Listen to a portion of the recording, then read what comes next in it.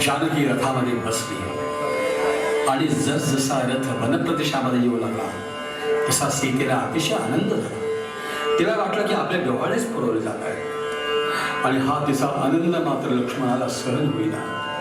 तो म्हणतोय की बहिणी, हे असं नाही. आणि जे काही होतं ते ऐकल्यानंतर मात्र सीतेच्या दुःखाला विश्व थेट झालं. गदगद स्वरात ती लक्ष्मणाला म्हणाली, मजसा लक्ष्मणा जाऊ कुठे